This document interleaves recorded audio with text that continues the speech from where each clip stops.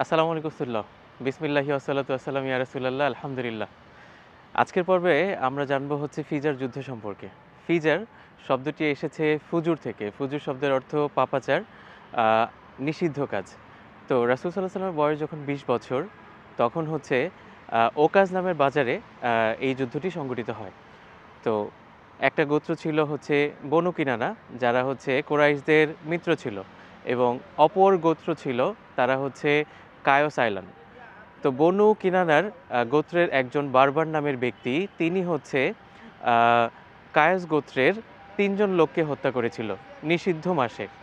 তো সেই হত্যাকে কেন্দ্র করে ২ পক্ষের মধ্যে ব্যাপক সংঘর্ষ পরিচালিত হয় এবং হচ্ছে উভয় পক্ষের অসংখ্য লোক মারা যায়, অনেক সম্পদের ক্ষয়ক্ষতি হয়, অনেক বাচ্চারা তারা এতিম হয়ে পড়ে এবং সেখান থেকে তাদের মধ্যে যেই বাকবিতণ্ডা চলছিল, সেখানে রাসূল সাল্লাল্লাহু আলাইহি ওয়াসাল্লাম হচ্ছে তার চাচাদেরকে আ তীরের আঘাত থেকে বাঁচানোর জন্য ঢাল হিসেবে তিনি হচ্ছেন প্রতিরোধ গড়ে তুলেছিলেন এবং তাদেরকে রক্ষা করছিলেন।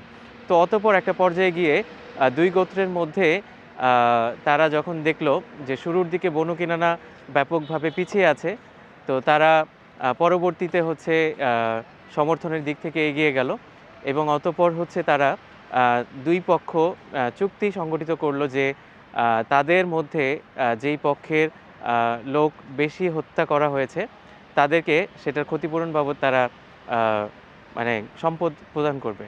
তো ২ পক্ষ সমঝোতায় আসলো এবং তাদের মধ্যে সেই যুদ্ধের অবসান হলো।